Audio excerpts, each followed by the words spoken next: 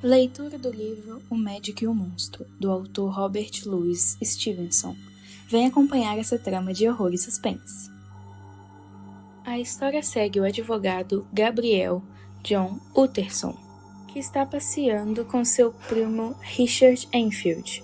Eles estão perambulando pela cidade de Londres e conversando sobre os seus dias, até que Enfield, primo do advogado, conta de um caso muito curioso que ele viu 3 meses atrás.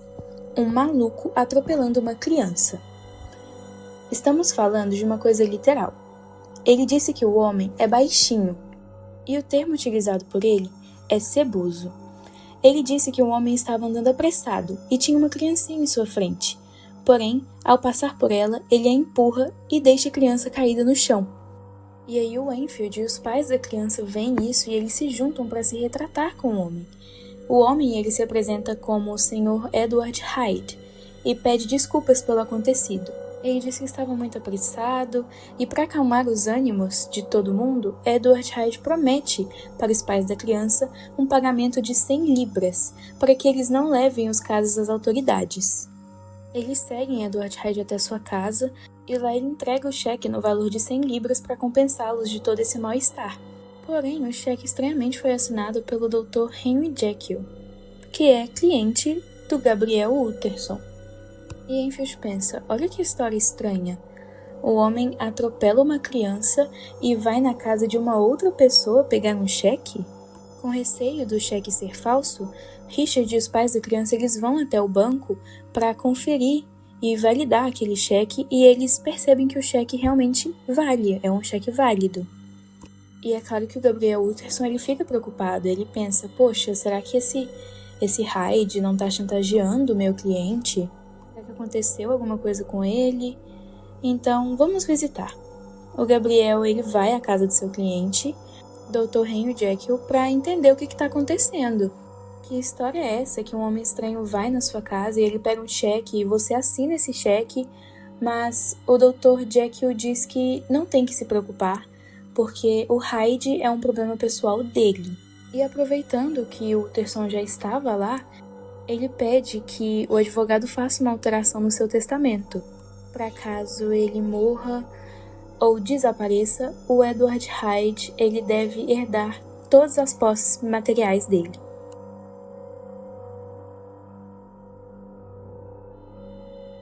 Como assim? Isso mesmo. Inclusive, você sabe que Hyde tem a chave da minha casa. Você sabe que ele pode entrar e sair a hora que ele quiser. Por isso, quero que ele herde todos os meus bens pessoais, no caso da minha morte. E esse tal de Hyde não tá te chantageando não, né? Não. Tá tudo certo. Esse Hyde não tá te ameaçando, nada está acontecendo, não é? Escuta, Utterson. A minha relação com Hyde é problema meu. Você não precisa se preocupar comigo. Gostaria que você não se metesse e eu não gostaria nem de discuti-lo. Você é meu advogado. Só quero que você faça essa alteração no meu testamento. Isso será tudo por hoje. Tudo bem, né? O funcionário sabe quem é o patrão. Ele deu a ordem. Ele altera tudo lá no testamento. Mas fica com uma pulga atrás da orelha. E aí ele vai conversar com o Dr. Lenny, que é um colega do Dr. Jekyll. Eles trabalham juntos. Aí o advogado Utterson vai conversar com o Dr. Lennon, perguntar se tá tudo bem com o Dr. Jekyll, se ele tá estranho, se surgiu alguns amigos diferentes na vida dele. Lennon fala que não quer saber de nada, que já não trabalha mais com Jekyll, porque Jekyll fica inventando umas histórias malucas por aí, que não são baseadas em nada. E falou que não quer saber mais daquele cara e que já não vê ele há meses e que não é da conta dele. Então o Utterson se dá por satisfeito aí mesmo. Se Jekyll tem amigos esquisitos, não é problema dele.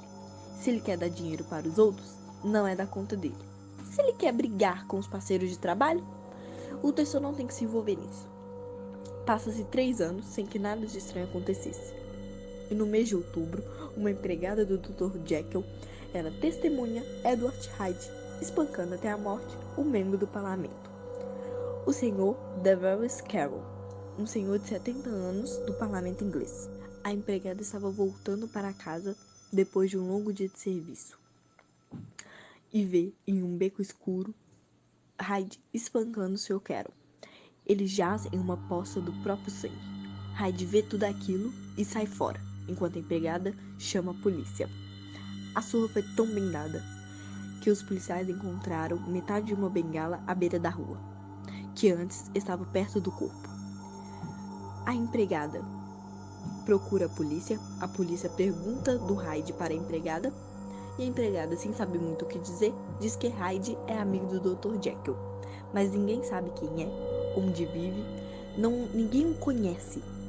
Mas todos sabem que o Dr. Jekyll é um doutor respeitado, bem-sucedido. Então a polícia vai atrás do advogado, o nosso conhecido Gabriel Utterson, para perguntar, sobre Hyde, se ele sabe alguma coisa, e o advogado fala que não sabe onde ele mora, mas sabe que ele tem a chave da casa do Dr. Jekyll e que frequenta habitualmente a sua casa. Então, a polícia e o advogado vão para a casa do Dr. Jekyll e encontram a outra metade da bengala. O Terson então reconhece que a bengala quebrada que foi usada para assassinar o parlamentar foi um presente que ele deu para o Dr. Jekyll anos atrás, muitos anos atrás. Ficam perguntando cadê o tal de Hyde. Só quem tá em casa é o Dr. Jekyll. E o Dr. Jekyll fala: cara, você não sabe o que aconteceu. O Hyde sumiu, o Hyde foi embora. Olha, ele deixou uma carta aqui e ele entrega uma carta para o Terson e para a polícia. E na carta diz basicamente: olha, Dr. Henry, eu sinto muito por toda a confusão que eu causei, eu sei que eu me excedi, e como eu não quero causar problemas a você que me acolheu tão bem, eu vou dar uma sumida, vou dar uma desaparecida, e espero que nunca mais espero que nunca mais nos vejamos. Peço perdão mais uma vez por todo o mal que eu causei. E aí, o Terson, o advogado, ele reconhece que a caligrafia da carta é do próprio Harry Jackson, do próprio Dr. Jackson. Tem nada de Hyde nessa história, mas o Terson é advogado dele, e ele não vai falar isso para a polícia. Ele percebe que a carta foi forjada, que quem criou a carta foi o próprio, mas ele não ganharia nada falando isso para a polícia. Certo, deixa os caras fazer a investigação deles, deixam eles correrem atrás do assassino. E aí depois,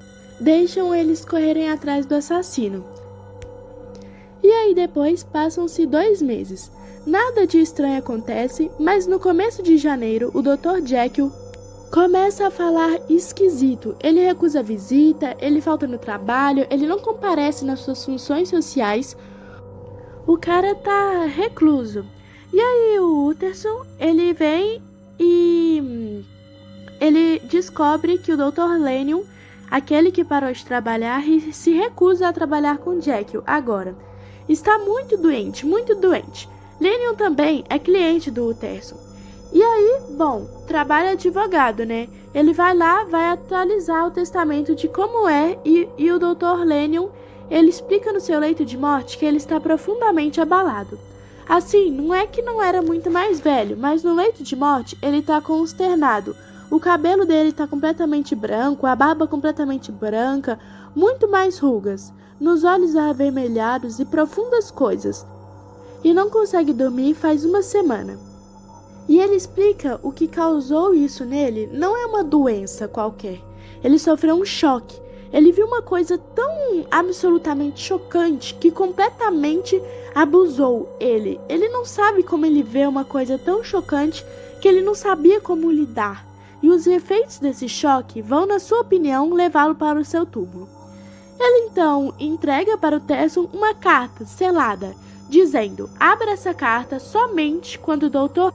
Jekyll morrer ou desaparecer. E essa é a última vez que o Terson vê o Dr. Lanyon ainda vivo. Ele morre. Vamos esperar, né, em função do seu choque. Ele não comia, mas ele não dormia mais, ele não bebia mais, uma morte dolorosa e lenta. Passa-se mais um tempo, e no início de fevereiro, então 1 mês depois, o Terson tá novamente passeando pela cidade com seu primo Henry Field, quando eles passam pelo laboratório do Dr. Jekyll e veem ele pela janela. Olá, Dr. Jekyll, como o senhor está? Estou muito bem. Belo dia. Não, pois é. Escute, Dr. Jekyll.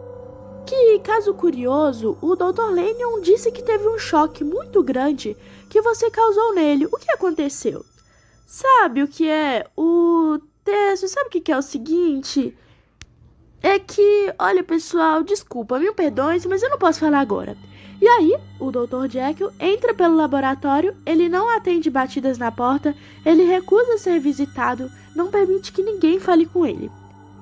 Mais um mês se passa, então em março, o mordomo de Dr. Jackson, ele vem e procura o advogado Utterson, dizendo que o seu patrão tá muito estranho e que ele tá há dias fechados dentro do laboratório. Não deixa ninguém entrar e se recusa a comer. Ele pede ajuda e que o advogado venha e tenta fazer alguma coisa. Dr. Utterson vai à casa de Dr. Jekyll e, autorizado pelo mordomo, derruba a porta com o machado. E quando ele entra no laboratório, eles encontram o Sr. Hyde caído no chão, morto, usando as roupas de Dr. Henry Jackson. Do seu lado, um copo de veneno vazio e uma carta selada. Neste momento, o livro muda totalmente sua perspectiva e ele explica qual foi o choque em que matou o Dr. Lanyon.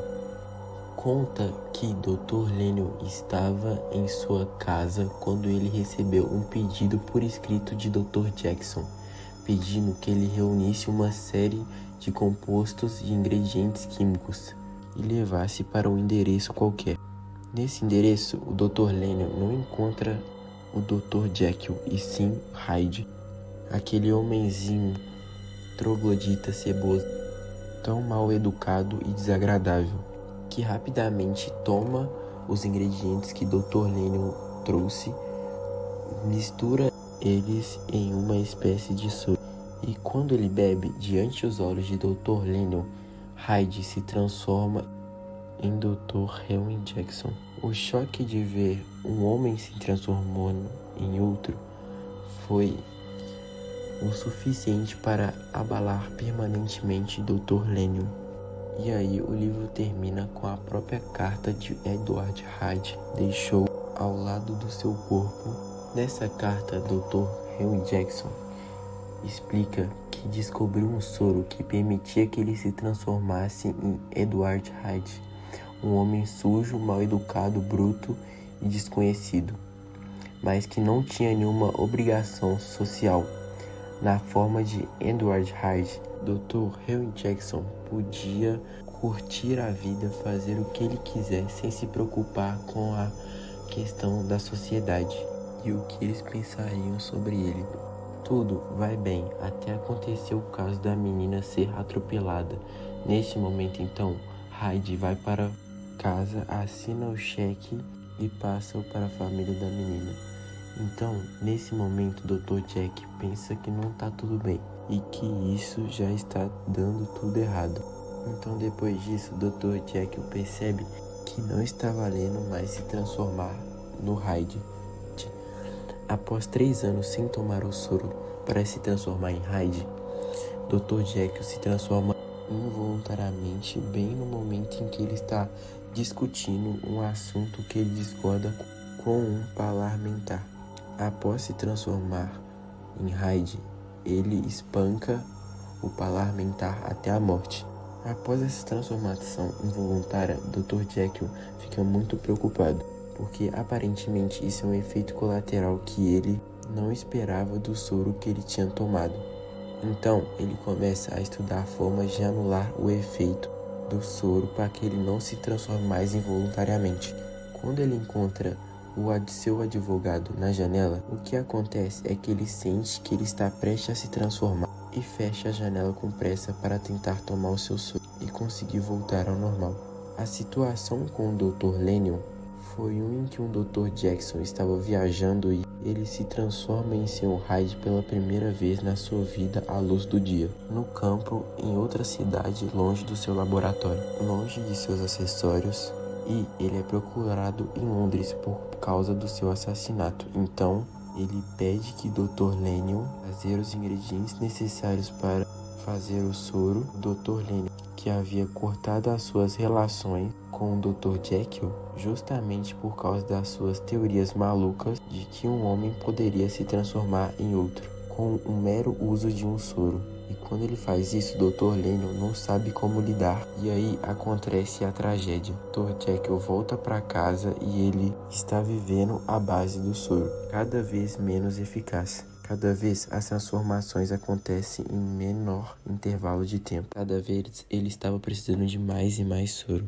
Até que um dos sais que ele usa para fabricar seu soro acaba. Quando ele compra mais, o soro não funciona. A teoria dele é que o primeiro lote de sais que ele usou tivesse alguma impureza que fazia o soro funcionar. E os novos lotes de sais, agora devidamente purificados, não funcionam mais. O Dr. Jekyll, na pele de Edward Hyde, está desesperado, fechado no laboratório, loucamente tentando descobrir uma forma de criar o soro que vai fazê-lo voltar a ser um membro respeitado na sociedade. E quando ele escuta a porta sendo arrombada com um machado, ele não vê outra solução que não fosse a de cometer suicídio, tomando o veneno e deixando essa carta explicando o que aconteceu. Afinal de contas, o doutor responsável e bem visto na sociedade não poderia revelar que ele e o Sr. Hyde eram a mesma pessoa.